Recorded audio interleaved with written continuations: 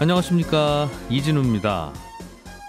곧 설날 연휴에 고향 가실 때 철도 이용들도 많이 하실 것 같은데요. 요즘에는 KTX, SRT 같은 고속철도망이 갖춰진 곳에서는 열차 타면 정말 빠르게 가지요. 새해 들어서 동해선 강릉부터 고성에 있는 제진역까지의 구간이 또 개통되면서 동해축의 철도망도 완성됐고, 앞으로는 전국 어디든 철도로 2시간 안에 연결하겠다는 얘기도 들리고요. 언젠가는 남북 철도망도 연결되고, 또 그게 유라시아 대륙 철도망까지 연결될 거라는 기대도 하게 하죠. 그렇게 되면 화물 운송 비용이나 시간이 배로 가는 것보다도 더 절감돼서 물류 경쟁력도 강화되고, 또 국제 협력도 도움이 될 거라는 장밋빛 시나리오가 나오고 있는데, 오늘 역시나 박정호 시간에는 철도라는 게 여전히 유용한 운송수단이냐 아니냐, 또 이런 논란이 좀 있는 모양입니다. 철도 산업에 대한 공부를 좀 해보겠습니다. 손에 잡히는 경제 플러스, 광고 듣고 시작합니다. 세계 경제의 다양한 현안을 깊이 있고 재미있게 공부하는 역시나 박정호 시간입니다. 오늘은 철도 산업 이야기를 해볼 텐데요. 한국경제산업연구원의 박정호 부원장과 함께합니다. 어서 오세요. 예, 안녕하세요. 철도가 인류에게 온 지가 꽤 됐는데, 네. 옛날 운송수단이라는 생각이 들기는 들어요. 그런데 생각해보면 또 철도보다 더 좋은 게 뭐냐 하면 또 머릿속엔 딱 떠오르지는 않고 옛날 건데 참 첨단이기도 한 예. 그런 운송수단인데, 요즘 철도와 관련한 다양한 논란들이 좀 있는 모양입니다. 예, 맞습니다. 사실 이렇게 물류 대란이라는 게 또 일어났고요. 그다음에 많은 국가가 코로나19로 어려워진 내수 경제 활성화라는 또 어떤 당면 과제가 있는데, 네. 요 두 가지를 가장 원활하게 해결할 수 있고, 하나가 더 있네요. 친환경까지. 이것까지 원활하게 해결할 수 있는 가장 좋은 산업군 중에 하나가 예. 사실 철도 산업입니다. 그래서 요즘 전 세계적으로 다각적인 철도 구축 사업에 대한 국제 협력 SOC 사업이 모색되고 있어서 오늘 그 말씀을 드리려고 하는 건데요. 아마 많은 분들이 아니 뭐 비행기도 이제 생겼고 배도 좋은 거 많고 큰 것도 많은데 예. 아직까지 철도가 진짜 경쟁력이 있습니까? 라고 의구심을 가지시는 분들이 많으세요. 예. 먼저 그래서 그거부터 먼저 설명을 좀 드려보겠습니다. 철도. 예. 일단 철도는 친환경 운송수단입니다. 왜요? 가장 먼저 전기로 운행을 하는 운송수단이 철도가 돼버렸잖아요. 예전에 전기차 이전에 전기 철도, 전철은 있었으니까. 그렇죠. 예. 그래서 고속철도도 전기로 가고요. 그다음에 전기로 가기 전에 우리가 뭐라고 해야 되나요? 디젤로 가는 기관차가 있었고, 네. 그 전에는 증기 기관차가 있었는데, 디젤과 증기보다 가장 먼저 전기로 이제 운송수단을 바꿨던 게 철도입니다. 네. 그래서 100% 이산화탄소가 배출되지 않은 철도 그 자체로만은 그래서 친환경 물류 운송수단이기 때문에 예. 탄소 제로 사회가 논의되고 있는 이 상황에서 그런 차원에서 철도가 다시 주목받는 게 있고요. 그다음 두 번째는 이게 또 중요한데, 적시성, 정시에 도착하고 정시에 출발하는 거는 딱 하나밖에 없어요. 지금까지 철도예요. 일단 자동차는 차 막히면 어떻게 될지 몰라요. 모르죠. 예. 예. 그다음에 비행기랑 배는 기후 때문에 어떻게 될지 몰라요. 뜰지 안 뜰지. 네. 갈지 그리고 못 갈지. 예, 입항을 할 수 있을지 없을지를 모르는 거예요. 네. 그러다 보니까 뭔가 지금 제때 물건을 꼭 보내야 되는 그런 물건들이 있다면 무조건 영순위로 검토하는 게 철도입니다. 네. 예. 그래서 철도라는 건 적시성, 정시에 도착하고 출발하는 아직까지 우리 인류가 발명해 놓은 교통수단 중에서 거의 유일하다, 이렇게 보시면 되겠고요. 네. 그다음 세 번째는 경제성인데요. 이 부분에 대해서는 약간 좀 복잡다단한 게 있어요. 가장 근거리에 경제성이 높은 거는 철도는 아니죠. 그리고 가장 원거리에 또 경제성이 높은 건 또 철도가 아니에요. 그러니까 바로 앞에 갖다 주는 건 걸어서 갖다 주거나 차로 갖다 주는 게 제일 나아요. 그리고 정말 먼 거리면 배로 운항하는 게 나아요. 네. 그런데 그 중간에 여러 구간대에서는 철도가 제일 싸기도 하고요. 네. 그다음에 제일 비싼 물건, 그런 것도 철도가 더 운송이 더 경제성이 있을 때도 있고, 예. 그다음에 적시에 갖다 주지 않으면 엄청난 손실을 부담해 줘야 되는, 손해배상을 해줘야 되는 물건들, 예. 그것도 그런 차원에서는 철도가 훨씬 더 경제적인 부분이 있습니다. 그래서 예. 이런 경제성과 마지막으로 이제 대규모 운송이 가능한 게 또 철도예요. 이거는 철도라는 건 차량을 몇 개를 붙이고 그 위에 몇 개의 선적을 하느냐에 따라서 얼마든지 대규모로 또 운송을 할 수가 있거든요. 많은 양도 네. 길게 붙이면 되니까. 그렇습니다. 바로 이런 여러 가지 장점들이 있기 때문에 철도 사업들이 모색이 되고 있는 게 있고요. 여기다가 하나 더 있습니다. 최근에는 우리나라뿐만 아니라 전 세계적으로 수출입을 하는 여러 물품들에 반드시 탑재되어 있는 부품이 하나 있는데 그게 배터리입니다. 배터리. 예. 네, 근데 배터리는 일단 원칙상 비행기로 수출입이 안 돼요. 불날 수 있으니까. 그렇습니다. 그러다 보니까 배터리 그 자체 또는 배터리가 부착되어 있는 여러 장치, 기기들을 수출하는 가장 보편적인 수단은 배였는데 요즘 뭐 이미 뉴스로 다 아시잖아요. 네. 뭐 컨테이너선들 둥둥 떠 있고 들어가지도 못하는 거. 네. 이런 상황에서 유일하게 물건을 보낼 수 있는 다른 방편으로 철도가 또 다시 이제 급부상하기 시작한 거예요. 바로 이런 여러 가지 맥락 속에서 철도 산업들을 주목받고 있고요. 네. 그다음에 이제 마지막. 원래 철도가 이렇게 필요한지는 알고 있었었는데 돈이 많이 들거든요. 그 얘기는 무슨 얘기다? 사람도 많이 채용해야 되고 공사 기간도 길어요. 그런데 그런 이유 때문에 국가들마다 미뤄놨던 국가들이 많거든요. 예. 필요는 한데 많이 그랬겠네요. 돈 네. 많이 드니까. 일단은 그럼 도로를 뚫어 놓는 게 빠르고 싸면 네. 뭐 효율이 낮건 혹은 나중에는 또 해야 되건 일단은 그거부터 했겠네요. 맞습니다. 그런데 이제 어떻게 됐느냐? 코로나19 때문에 일자리를 제공해 줘야 돼요. 내수 경제를 돌려야 되는 거죠. 그런데 국가가 그럼 소비처가 돼줘야 되는데 제일 국가가 해야 될 원래 일 중에 하나 기간시설망이죠. 안 그래도 했어야 되는데. 그렇죠. 야 앞당겨서 하자. 뭐 5년 뒤에 하기로 했는데 지금 하자. 이렇게 돼버린 거예요. 그래서 요즘 철도 까는 나라들이 많아지고 있어요? 맞습니다. 그래서 네. 필요는 한데 돈도 많이 들고 기간도 길어서 당장 못했던 일을. 네. 그런데 이제 이 철도를 깔 때 네. 가장 큰 철도의 최고의 장점을 발휘하려면 한 나라 안에서만 철도가 이어지는 게 아니라 나라를 막 넘나들어야 되지 않겠습니까? 네. 그러다 보니까 철도의 우리 차량 열 있죠? 그 열이 전 세계가 사실 다 똑같다고 봐도 과언이 아니에요. 네, 물론 협도라고 해서 예. 좀 좁은 게 있기도 하고 하긴 하는데 전 세계 호환이에요? 호환입니다. 왜냐하면 언제 어디서든 붙여야 된다는 생각들 때문인 거죠. 그리고 그거는 맞춰줘야지. 맞아요. 진짜 아직도 휴대폰 충전기 호환 안 되는 거 보면 정말 화가 나요. 갑자기 이 얘기 왜 하는지 몰라도 철도는 호환되는군요. 맞습니다. 네. 그래서 진작부터 전 세계 철도에 대한 여러 가지 협의체를 만들어서 우리 이런 방식으로 철도를 구축해서 상호 간에 교류를 할 수 있는 교통망을 구축합시다. 네. 이러한 논의들이 많이 있었었는데요. 그 중심에 어느 대륙이 있었냐면 시베리아가 포함되어 있는 유라시아 지역입니다. 그 혹한기를 예. 차로는 못 가잖아요. 그렇죠. 엔진 싣고 그러면 진짜 얼어 죽거든요. 그리고 뭐 말로도 쉽지도 않고 그래서 제일 보편적으로 활용됐던 수단이 철도였어요. 네. 그래서 유라시아 철도의 국제 표준을 수립하기 위해서 진작부터 국제기구가 하나 생겼는데요. 그게 1956년도에 만들어진 국제철도협력기구라는 겁니다. 네. 이 국제철도협력기구에 가입한 국가들은 아주 쉽게 말씀드리면 시베리아를 직접 또는 간접적으로 접하고 있는 아시아 국가들, 중동 국가들, 네. 유럽 국가들이 모두 가입이 되어 있다라고 해도 과언이 아닌데요.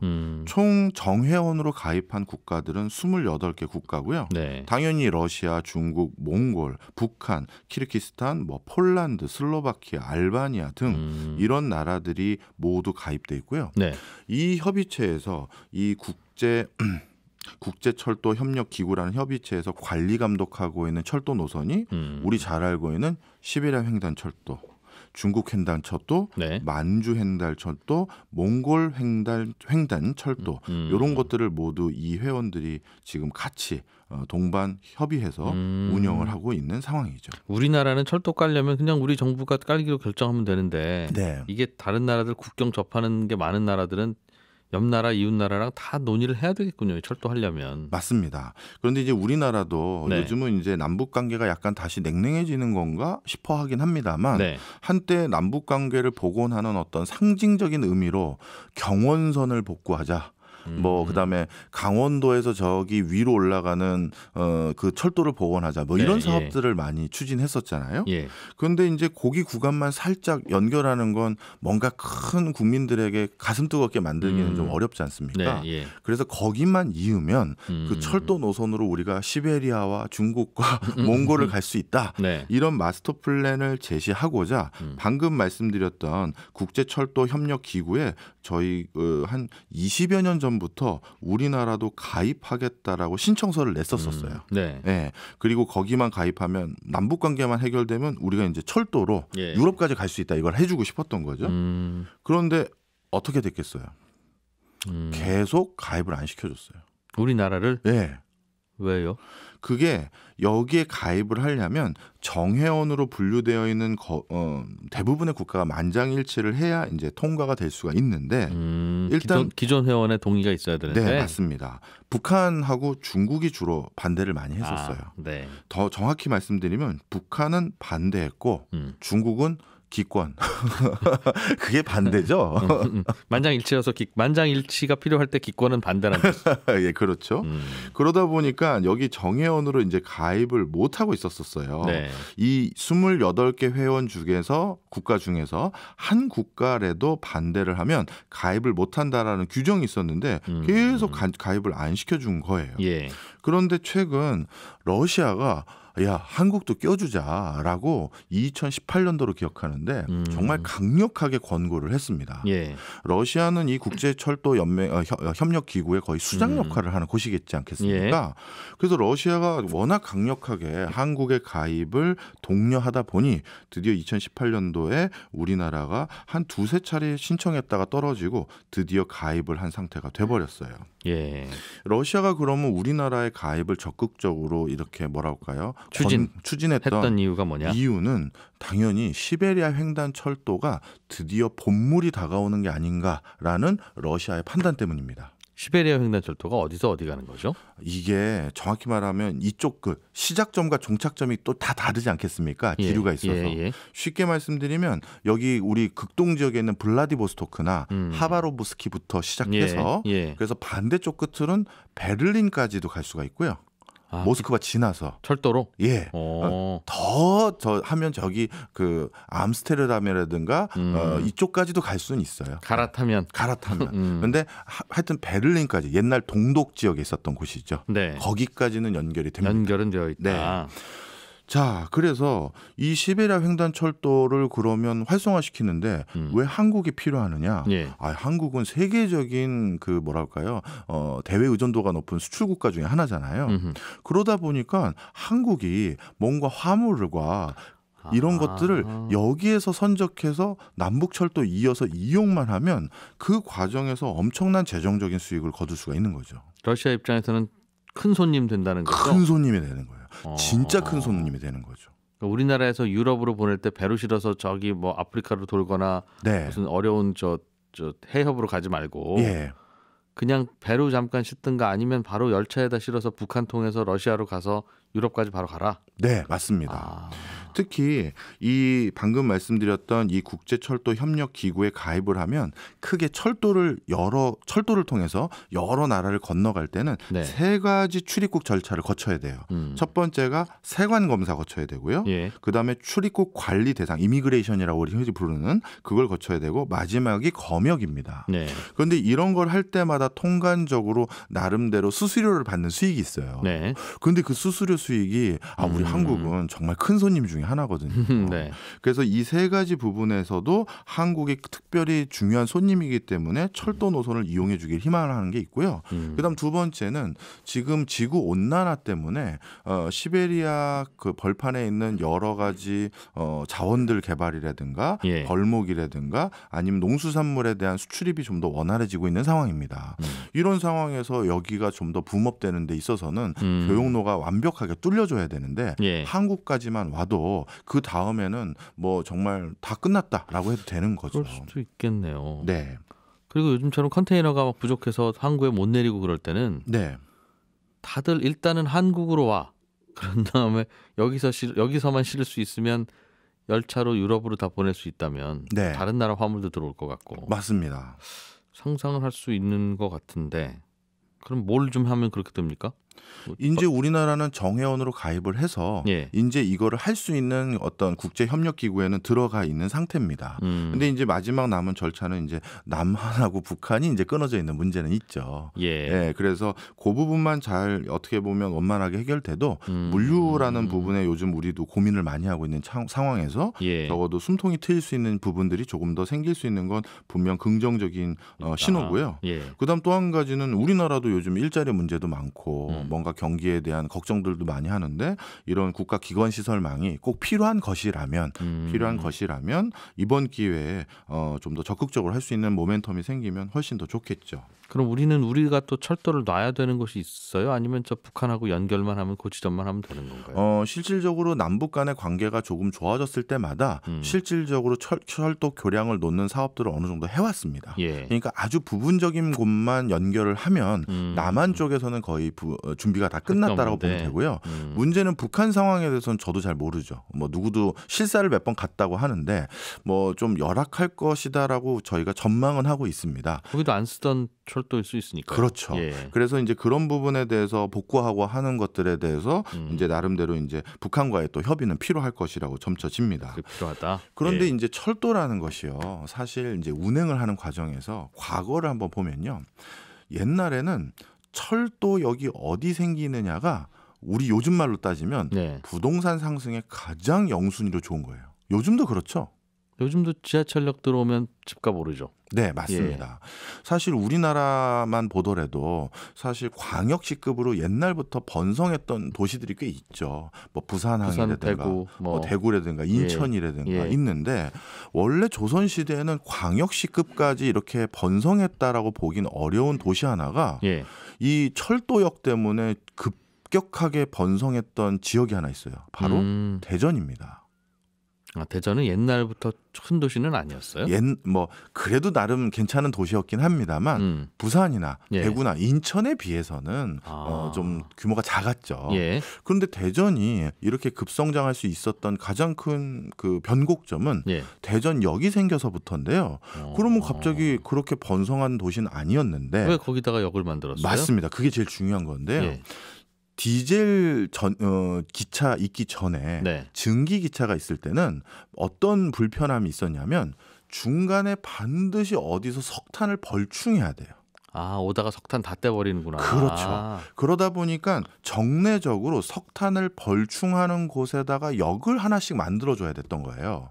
그랬군요. 거기가 뭐 산업 인프라가 있거나 여객이나 운송을 해야 될 수요가 있는 것이 아니라요. 그러니까 자동차는 중간에 주유소 한번 들려야 돼요. 그렇죠. 그런데 대전역이 그런 기능을 일부 같이 담당을 했었어요. 그래가지고 철도를 이제 고치는 이런 여러 설비도 거기 있었었고요. 지금도 그래서 대전역 근처에 오송역 근처에 그런 철도 고치는 시설이 있긴 있습니다. 자, 바로 그런 이유 때문에 거기 생겼는데 그러다 보니까 어떻게 됐느냐. 예전에는 원거리로 가장 안전하고 가장 신속하게 여행할 수 있는 유일한 교통수단은 철도이다 보니 충청 지역에서는 어디 경성이나 저기 만주나 부산까지 갈 사람들은 모두 대전에 모이게 될 수밖에 없잖아요. 그러다 보니까 대전이 갑자기 급성장할 수밖에 없는 것이죠. 바로 이처럼 역을 어디다 두느냐라는 것은 그 지자체가 발전할 수 있는 가장 중요한 모멘텀 중에 하나가 되는 거였거든요. 바로 이런 이유들 때문에 그 예전에는 역이 중간중간 꼭 필요했고 그 때문에 단순히 그 지역만 번성한 게 아니라 문화적인 또는 정서적인 교류가 생기다 보니까 철도를 놓으면 뭐 민주화가 된다. 자본시장이 열린다. 이런 소리도 많이 했었어요.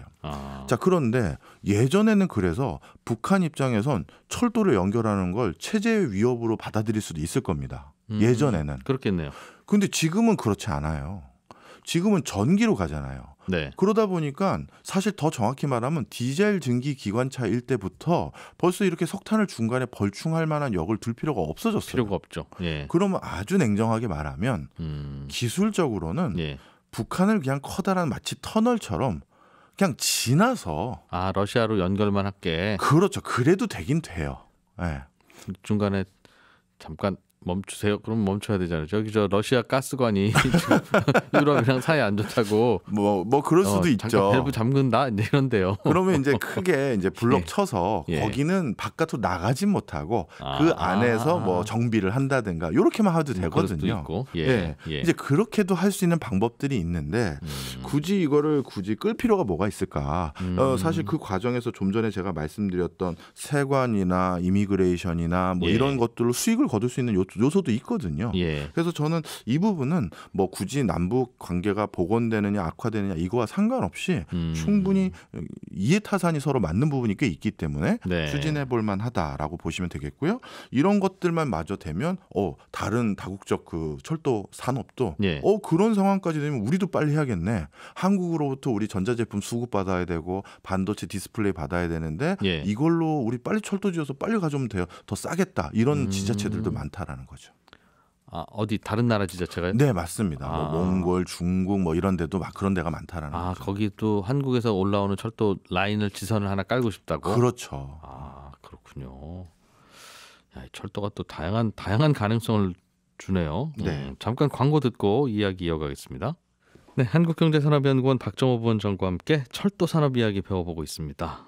마침 방송 같이 들으시던 7180번님께서 우리나라 철도하고 북한 철도는 폭이 다르다는 얘기도 어디서 들은 것 같은데 이러면 중간에 열차를 바꾸지 않으면 못 가는 거 아닙니까? 이런 질문을 주셨네요. 네, 좀 설명을 드리겠습니다. 북한이 예를 들어서 통일이네요. 분단된 이후 네. 자체적으로 철도 노선을 연결한 것들 중에서는 협도, 그러니까 약간 좁은 폭이 있는지는 모르겠습니다만 예. 사실 북한에서 철도 교량을 처음 놨던 주체와 예. 남한에서 철도 교량을 처음 놨던 주체는 동일 인물이에요. 아, 일본입니다. 8.15 이전에 지었을 테니까 그렇죠. 굳이 남북한을 다르게 달리 할 이유가 없어요. 그래서 사실 지금 다른 것은 뭐가 있냐면 남한은 복선입니다. 그러니까 왔다 갔다 하는 철도 교량이 다 따로따로 있는데 2차선. 북한은 단선이에요. 왜냐하면 물동량이 많지 않은 거죠.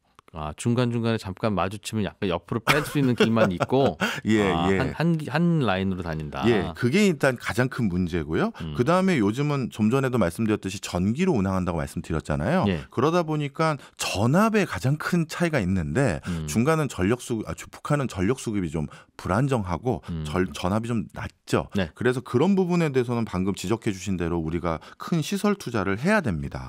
특히 남한에서 운행하는 대표적인 철도 중에서는 고속철도. 네. 고속철도라고 하면 200km 이상 이제 시속으로 갈 수 있는 철도들을 말하는데 네. 우리는 300 이상을 달리거든요. 그러다 보니까 고압이 필요합니다. 그런 부분에서는 분명 지적해 주신 바처럼 북한 거를 그대로 이용할 수는 없어요. 네. 보수를 반드시 해야 되는 건 맞다. 하지만 뭐 진짜 큰 어떤 제일 중요한 축에 해당되는 네. 폭 자체라든가 이런 것들은 일제 시대 때 만들었던 틀들이 그대로 있는 경우가 많기 때문에 네. 가능하다 이렇게 보시면 되겠습니다. 그렇군요. 자, 이 질문이 있으니까 이걸 한번 말씀을 드려볼게요. 방금 이제 유라시아도 연결하고 북한도 연결하고 남한도 연결하다 보면 또 지적 많이 하고 걱정 많이 하시는 게 또 이거 우리 혈세로 북한 우리도 지금 먹고 살기 힘든데 코로나로 네. 북한 또 일자리만 제공해주고 아니면 중국이나 저 몽골 쪽 누군가의 뭐 저소득 국가 일자리만 제공해주는 거 아니냐. 남 좋은 일 하는 거다. 그렇죠. 철도 교량 연결할 때 그거 다른 나라 외국인 근로자들 와서 또 하지 않겠느냐. 네. 뭐 이런 걱정들을 하세요. 근데 이 철도라는 거 사업을 한번 구축해 본 분들은 모두 다 아는 겁니다만 철도를 이번 특히 뭐 이 시베리아까지 연결하는 사업을 만약에 하게 된다면 남한에서부터 시작해서 거꾸로 올라갈 수밖에 없는 이유들이 많아요. 공사를 우리나라부터 해야 된다고요? 예, 좀 왜요? 설명을 드릴게요. 이게 경인철도 처음 연결됐었을 때 역사를 돌이켜봐도 쉽게 알 수가 있는데요. 예. 실질적으로 경성, 서울이죠. 예. 서울이 그 수요가 많으니 처음부터 인천까지 완공하지 못할 때라 하더라도 예. 서울의 수요자가 많으니 시흥이나 뭐 용산이나 여기까지 있는 거래도 예. 부분 철도라도 서울역부터 시작해서 남대문, 용산, 뭐 노량진, 뭐 그다음에 저기 시흥까지 거기서부터 있는 게 그나마 부분적으로라도 이용할 거 아니겠습니까? 네네. 예. 그런데 경인철도 이을 때도 어디서부터 시작했냐면 인천부터 시작했어요. 왜요? 왜냐하면 철도를 만들기 위한 여러 부품 장비가 국내에 없잖아요. 그러다 보니까 배로 그런 장비를 다 실어와서 선적해와서 인천에서부터 놓게 됐는데 네. 그럼 인천에서부터 바로 시작하는 게 빠르지. 다시 그걸 또 다시 시흥이나 영등포로 와서 그렇죠. 거꾸로 인천까지 가지는 않더라. 그렇습니다. 그래서 그 당시도 분명 서울이 더 이용객이 많은 건 분명하나 인천부터 놓게 된 첫 번째 이유가 바로 그런 시설물들을 여기서부터 선적해서 가져왔기 때문이에요. 예. 그렇다면 지금 북한도 좀 전에 제가 말씀드린 것처럼 고압 전력을 운영하거나 이런 설비 인프라 없잖아요. 네. 그리고 몽골이나 다른 고속철도라는 게요. 우리나라가 전 세계에서 4번째로 개발하는 데 성공했거든요. 이게 뭐 아무나 가지고 있는 기술은 아니에요. 예. 그러다 보니까 이런 것들을 제대로 연결하기 위해서는 역시 우리 한국에서 정확히 말하면 남한에서 시작해서 거꾸로 가고 네. 그런 과정에서는 당연히 우리 인력들이 채용될 가능성이 훨씬 더 높은 사업인 거죠. 예. 물론 부분적으로 아주 단순한 일들은 부분 참여는 있겠죠. 네. 하지만 근본적으로 제일 중요한 거는 우리 일자리가 더 창출될 가능성이 높아 보인다. 이렇게 말씀을 드리고요. 예. 자, 경인철도뿐만 아니라 이 철도 관련해서 또 한 가지 말씀을 드리면요. 이 철도는요. 옛날 식민지 시대를 반추해 보면 금 개발 채광권 요거와 똑같은 수준의 가장 중요한 이권 사업이었어요. 그래서 우리나라 같은 경우도 우리 경인철도 부속선이라고 해서 예. 그때 인천부터 시흥까지는 일본이 연결을 해놨는데 시흥부터 저기 서울역까지 연결하는 부속선을 연결하는 이 사업권을 네. 미국인 제임스 모스라는 사람이 그 사업권을 받아갔어요. 그때. 근데 이 당시가 어떤 상황이냐면 고종이 아관 파천해서 러시아 공관에 이제 거기에 거주하고 있었을 때인데 네. 가장 취약할 때잖아요.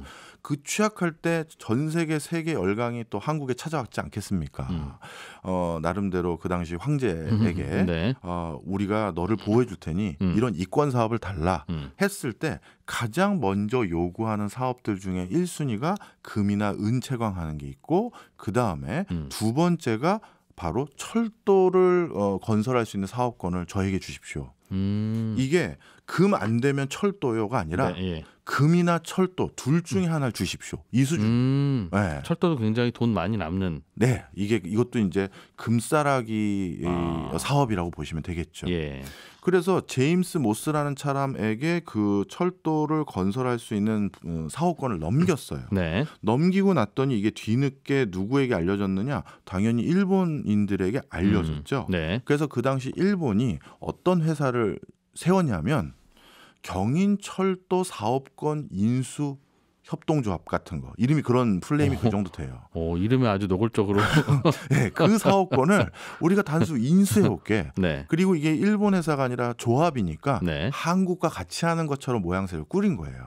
그리고 그 제임스 모스라는 사람은 어떻게든 이 철도 사업을 잇기만 하면 투자자들을 섭외해서 내가 진짜 엄청난 돈을 거머쥐니까 절대 일본인들에게 안 넘기려고 했었어요. 네.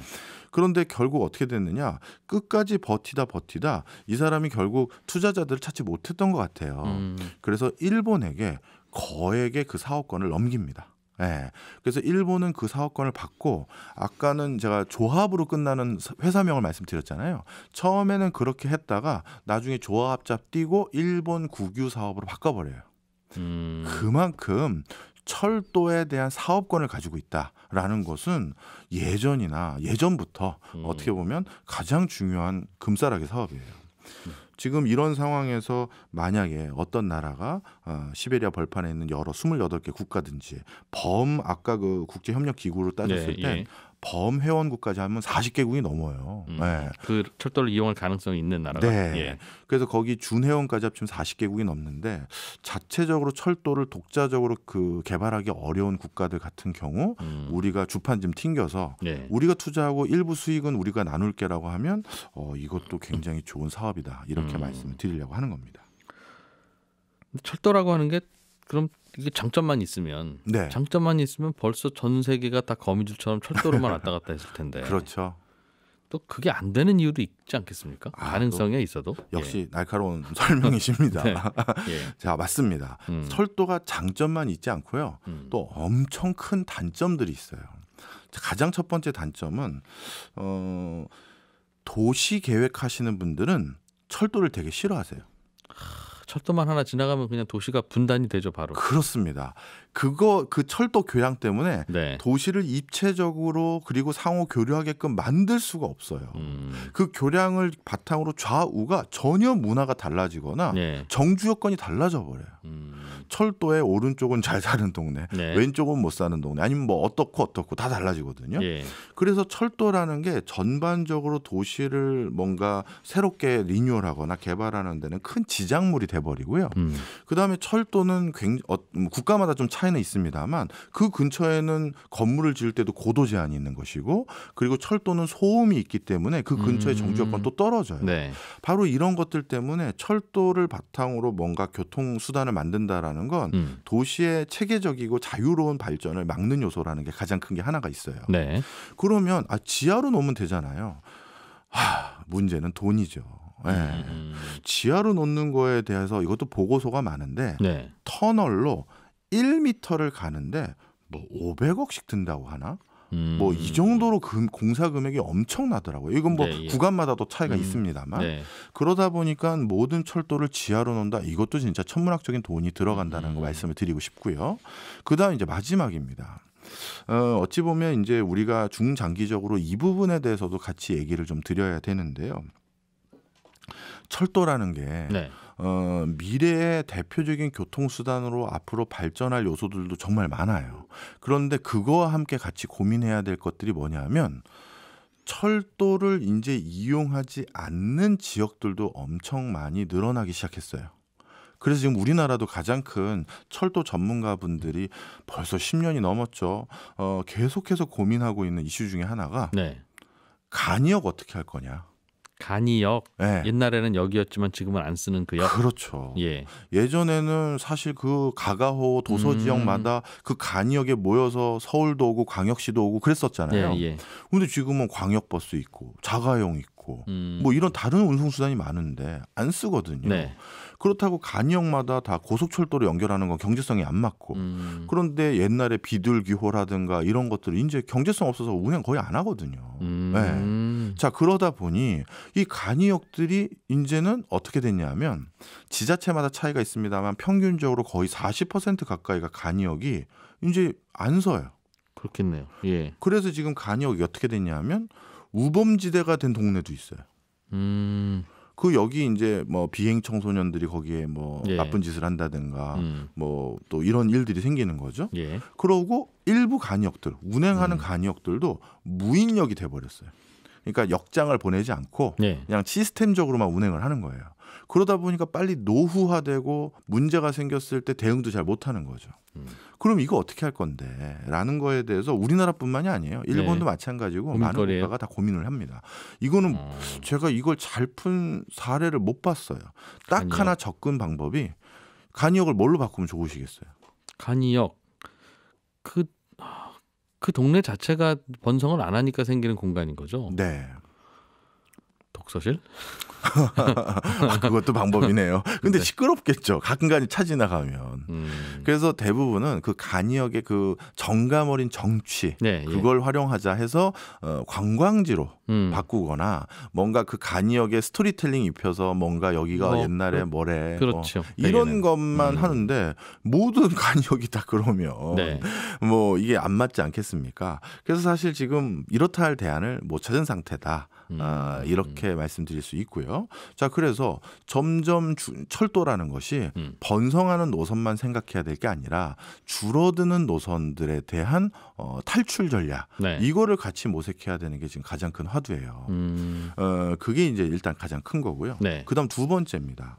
철도를 그러면 탈출 전략도 모색을 해야 되지만 철도가 점점 발달하면서 이제 어떤 미래지향적인 철도들이 생기기 시작했냐면 이거는 이제 이미지를 저희가 보여드릴 수 없어서 아쉬운데 사진만 보여드리면 아마 저한테 이렇게 물어보신 분들이 계실 거예요. 교수님, 이게 무슨 기차예요? 택시 아니에요? 이런 모양의 기차들이 있어요. 철도 위를 다니는데. 네. 그러니까 한 차량 한 차량이라고 하죠. 한 트럭만한 정도의 길이로. 예, 그 정도 되는. 예. 그것만 싹싹싹싹 움직이는 거예요. 뭐 많이 실어 나를 거 아니니까. 그렇죠. 그리고 우리 특히 용인선이라든가 몇 개 이제 안산선이나 이 낮 시간을 보면 어쩌다가 철도 한번 지나가죠. 왜냐하면 그게 사람이 별로 없기 때문에 이용자가 뭐 적으니까. 출퇴근 시간처럼 자주 가면 엄청난 손실이잖아요. 네. 그런데 그러다 보니까 오히려 더 그 전철을 이용을 안 하게 돼요. 광역철도를. 네. 왜냐하면 거기 갔다가 또 한참 기다렸다 철도 타니 그렇죠. 차라리 한 시간씩 기다려야 되면. 차라리 못 타고 가자 이렇게 되는 거예요. 그러니까 이게 악순환이고 딜레마거든요. 그러면 그 낮 시간에는 철도로 운행하는 차량 개수를 줄이거나 더 줄이면 그런 맛이 이게 트럭 같이 버스 같이 택시네요, 택시. 네, 그런 거가 철도 차량 위를 왔다 갔다 하면 되잖아요. 이제 그런 것들을 미래지향적으로 고민하고 이미 시도하는 지자체들이 해외에서도 많고 우리나라에서도 검토를 하고 있어요. 거기다 하나가 더 있는 게 뭐냐면 그 철도 차량은 지금 철도 차량처럼 사람이 운전하는 게 아니에요. 무인 철도라는 거죠. 그리고 사실 무인 자동차는 이게 10년이 걸릴지 5년이 걸릴지 더 걸린다고 하시는 분들도 많더라고요. 자율주행 자동차. 자동차는 오래 걸릴 거예요. 그리고 배도 부분적으로는 무인 선박이 될지 모르겠지만 이 입항을 할 때는 보선사라고 해서 정말 10년 이상의 노하우를 가진 사람이 진짜 정교하게 돼야지만 되거든요. 무인 선박이 그래서 그런 부분에서는 제한적으로 또 사람의 힘을 거둬야 돼요. 근데 완벽하게 진짜 가장 빨리 무인할 수 있는 데가 뭐냐? 이미 무인을 쓰고 있는 게 무인 철도거든요. 일본 가보신 분들 아마 많이 보셨을 거예요. 오다이바에서 어디 일본 시내로 가는데 무인 철도 쓰거나 이런 경우가 많거든요. 자, 그래서 이미 무인이 다 됐어요. 그래서 철도가 이렇게 사람 인건비도 줄이고 약간 이런 독특한 차량을 개발하면 다시 붐업이 될 수 있다라는 전망도 하는데 이게 뭐 많은 나라에서 무인 철도가 되는 순간 또 많은 일자리가 위협받을 수 있잖아요. 그 부분에 대한 우려 때문에 또 이걸 도입을 좀 주저하게 되는 경우들도 있더라고요. 우리나라도 좀 철도가 한참 깔리다가 요즘은 잘 안 깔리는 쪽이죠?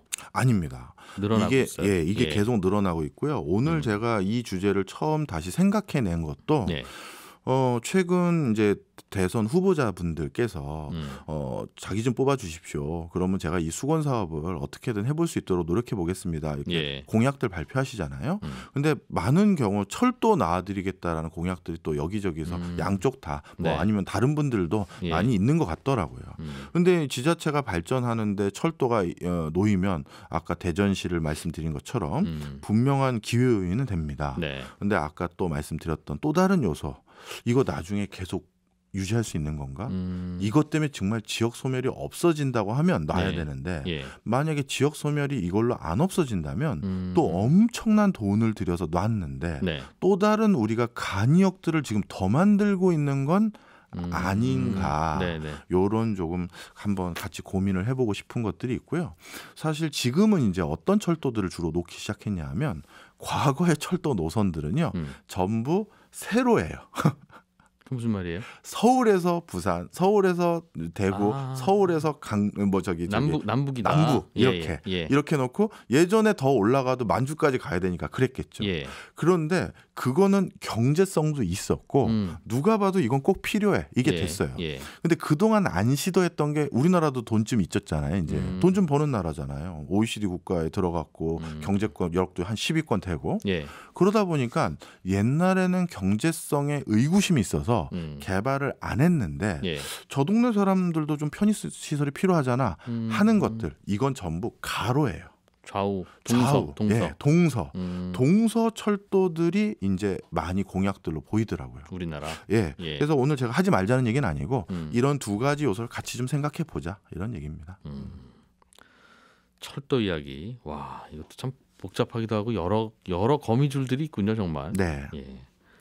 한국경제산업연구원 박정호 부원장과 함께했습니다. 고맙습니다. 감사합니다. 네, 손에 잡히는 경제 플러스 마치겠습니다. 방송 내용 다시 들으실 분들은 홈페이지 게시판 팟캐스트 이용하시면 언제든지 다시 들으실 수 있겠습니다. 저는 내일 아침 8시 30분에 손에 잡히는 경제에서 인사드리죠. 이진우였습니다. 고맙습니다.